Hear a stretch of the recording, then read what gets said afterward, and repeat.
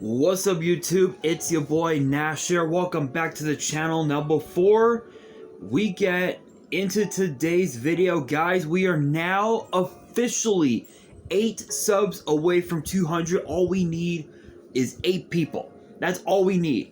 8 people to subscribe to this channel and we will have hit 200 subs. That way I will be able to open up this Korean Strike of Neo's booster box in its entirety on the channel, on the hopes to potentially pull this guy, Elemental Hero Air Neos, the so-called forbidden Yu-Gi-Oh card. Is it really forbidden? I'll let you guys be the judge of that. Now if this channel gets to 500 subs, I'm gonna open up this Korean LOB booster box in its entirety on the channel, on the hopes to potentially pull a Blue Eyes White Dragon, a Dark Magician, a Red Eyes Black Dragon, a Piece of Exodia, Pot of Greed. The possibilities are out there, and I got this from my partners over at Collector Store, so be sure to check them out. Link and address will be in the description below. By checking them out, not only does it support them, it also supports the channel, and I would greatly appreciate it. However, if this channel gets to 1,000 subs, I'm gonna open up this first edition Toon Chaos box in its entirety on the channel that I also got from my partners at Collector Store. Excuse me. On the hopes to potentially pull my second ever Collector's Rare. Because it wouldn't be the first time that I pulled a Collector's Rare. Because I also pulled this. A Collector's Rare B-Cup from the Underworld. From my Genesis Impact box opening that I did a while back. It is absolutely gorgeous. And judging by the centering and the surface and all that, it looks like it has the potential to be a PSA 10. So if you guys want to see these boxes get opened, maybe you guys want more episodes of WWE's Biggest Issue, maybe you guys want more episodes of Yu-Gi-Oh's Biggest Issue, deck profiles, card discussions, WWE topic videos, or maybe, just maybe, you guys want some premium live event predictions and results. Well, if you guys want all of that and more, my channel is the place to be. So if you guys are new to the channel, and I know that a lot of you guys are, make sure you guys subscribe to the channel, turn on the notification bell, and follow me on all of my social media. My ads will be in the description below, as well as the info to my fan mail. It will also be in the description as well. And I want you guys to post in the comments below answering the question of the day, which is this.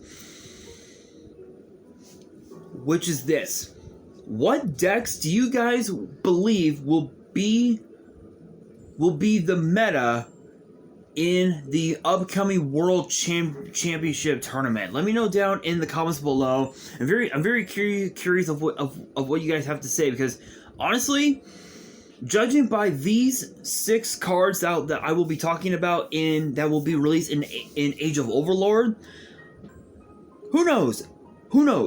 Maybe these cards could have the potential to be meta. Who knows? But let us get things underway. Excuse me. With a card that apparently is not. It's not a hand trap, supposedly. And the name of the card, as my camera keeps moving again, is known as Hanayome Ningyo. I believe that was pronounced. I'm probably butchering it, so I apologize. But it's a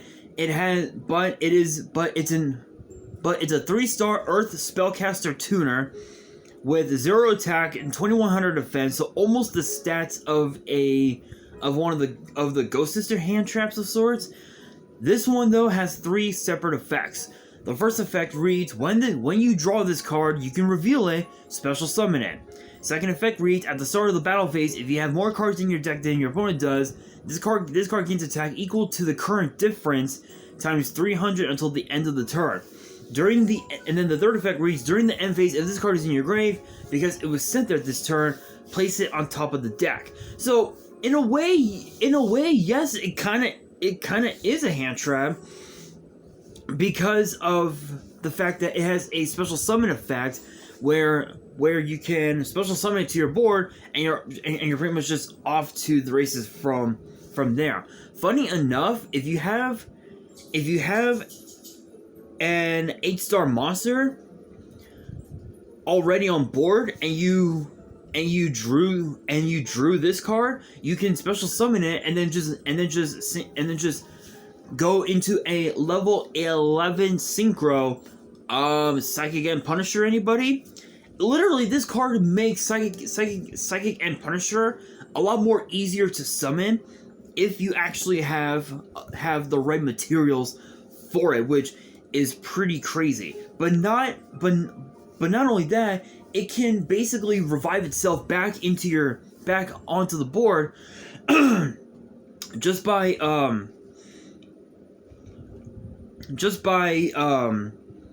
putting itself back on top of the deck. So this is definitely a one-off, because of the fact that you can just put it back into your deck. You don't really need multiple copies. The way I see it, it's a simple one-off. There's a note underneath that says a Hana Yome Ninjio, or I guess the term would be bride doll, is a doll made up to look like a bride, and allegedly has a traditional use as a stand-in spouse. Oh. Okay, for those who have passed away. Okay, nice little history lesson right there. As in a bride to... Okay, so we now have an idea of what it is. Instead of the normal kanji for bride, this card's name uses 3 other kanji to make up a different Hana Yome from Hanariru, to detach, to separate. From yo or world, this life, and from misu, here meaning to call, here meaning to call, to summon. In other words, you could say this is a bridal doll who's taking the initiative in getting her spiritual spouse. It's a nice little, I guess I would say history lesson, but it's a nice little lesson for everyone. So, all right, that's pretty cool. But again, one could say that it might be a hand trap, but who knows? But anyway, next up we have Tarai, which is a 4-star Earth Fairy. So this would work definitely. This would work, funny enough, with the Ishizu tier deck if it was still at full power. But still, it's pretty cool. 0 attack and defense, and the effect is a once per turn, which reads: if this card is in your hand, you can target a face-up monster in the main monster zone that activated its effects on the field this turn, destroy it, and if you do, special summon this card to the zone that monster was in. So again, this is another card that would be considered a hand trap because of the fact that you're popping a monster, and the monster gets replaced by this one card in particular. So it's actually kind of crazy. So in a way, it's kind of like a kaiju. If you really think about it, it's kind of like a kaiju because the monster would typically be your opponent's monster, so that monster would get destroyed, and this card would get summoned to their side of the field. So in a way, yes, it is kind of a hand trap, but who knows? But I'll let you guys be the judge of that. But there's a note underneath that says Tarai is the word for wash basin or tub, and you may recognize it as an item that falls on people's heads as a stock trope in anime or video games, hence this card's effect. Here it is written using the kanji Tarai, while the I kanji means menace, threat, intimidation. The Ta and Ra kanji are probably not being used for their actual meanings. Steep slope, not T, and silk spread, but not for their common appearance in Buddhist names and terms like Amida, and Shura. Hence this card being a fairy type. In short, it's kind of like common prank, but on the scale of divine punishment or vice versa. I mean, it's a nice little religious lesson, I guess, if you will. So that's pretty cool. Again, one would consider it being a kaiju, but I'll let you guys be the judge of that. Next up, we have some new alien support, and the name of the card is Invasive Alien Species IAS, which again, that's what it's short. Hang on, guys. I gotta move my chair. Hang on. There. Sorry, guys. I had to crack my knee. My knee was hurting. There we go. Anyway. Moving on. It is a 4-star light reptile with 1600 attack, 0 defense, and the second and third effects are once per turn. The first effect reads that it cannot be destroyed by battle or card effects while there is a face-up card in your opponent's field zone. Dude, your opponent needs to have a field spell. That's actually pretty crazy. That's pretty crazy. So it basically just protects itself from being destroyed by battle or card effects, but it can still be targeted. So that's kind of relevant. Sort of, I think. I don't know. I don't know. I've never worked with aliens before. I've never worked with the alien deck before. Probably never will, honestly. The second effect reads, if there is a face-up card in your opponent's field zone, you can target one monster they control, destroy, and if you do, this card gains 1,000 attack. Close to 3,000. That's pretty good. That's actually pretty good. The third effect reads, if there is a face-up card in your opponent's field zone, and this card is in your grave, you can special summon it. Okay, so this basically just pop. So this is basically basically a pop, but it's a really bad pop, honestly. So, do I recommend running this card? Not unless if you were using it as Xyz fodder. Other than that, I honestly don't. But I'm curious of who would actually use that card in a deck. But next up, we actually have a card that might be meta relevant. Actually, it is known as Lament of the Immortal Bushi, and it's a continuous spell, and it has 2 separate effects. The first effect reads, all monsters in your grave become warrior monsters. The second effect reads,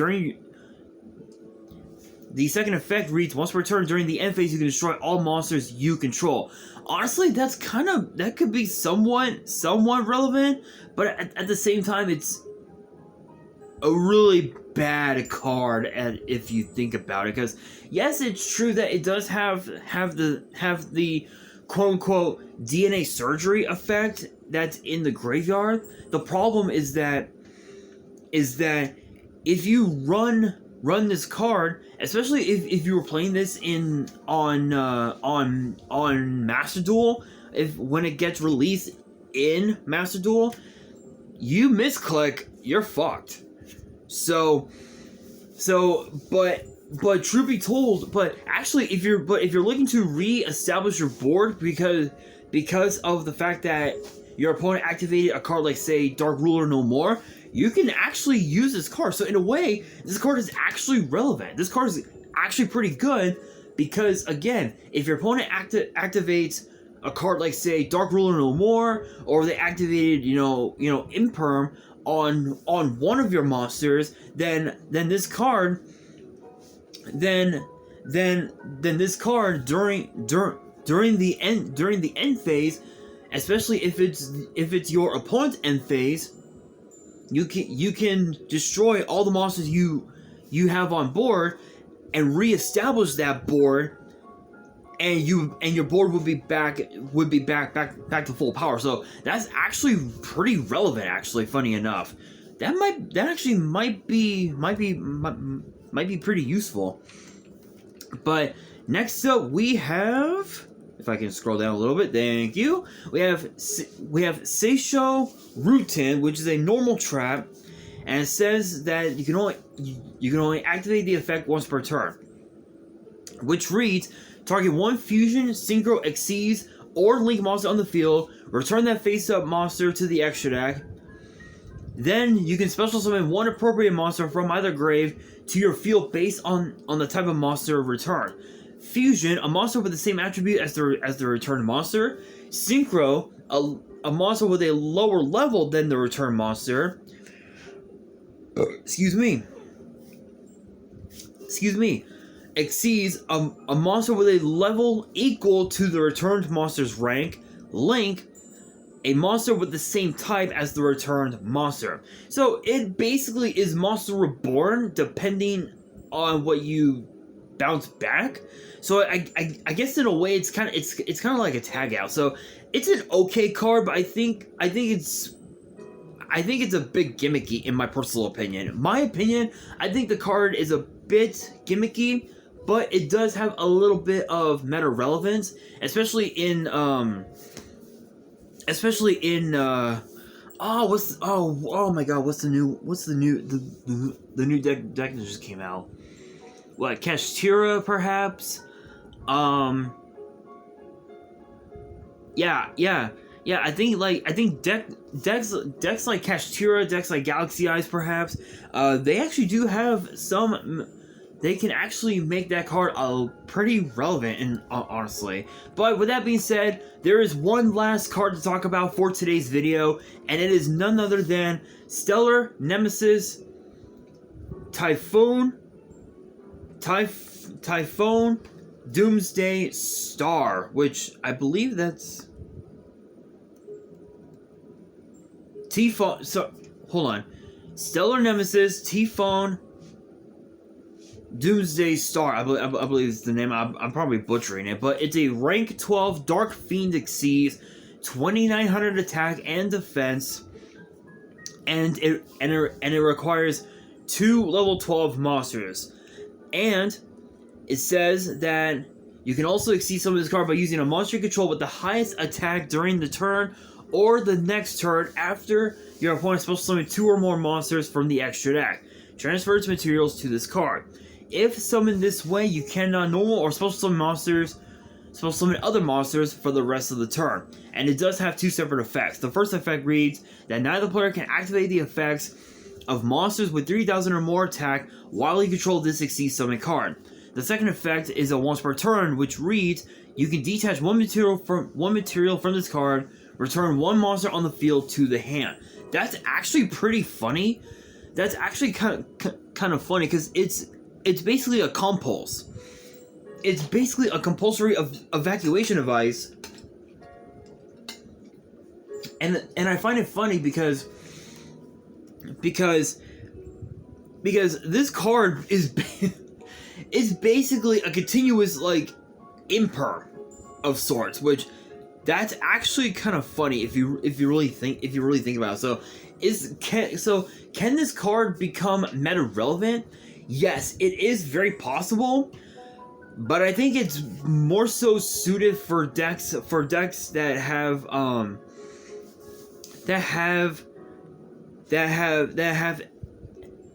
a exceed heavy extra deck.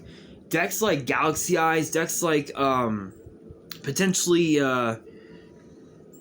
Shark as well. Battling Boxer, I think is the other one.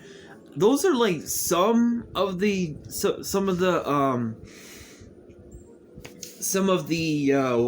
what you call it? I can't think of the word. Some of the different decks, if you will, that can potentially run this card. But the thing is that you would literally need to have Xyz's import to further ensure that you're able to bounce even more cards to the opponent's hand, which is pretty nuts. There's a note underneath that says its Japanese name means basically logic of the stars. And it also says here, it's also named after Typhon,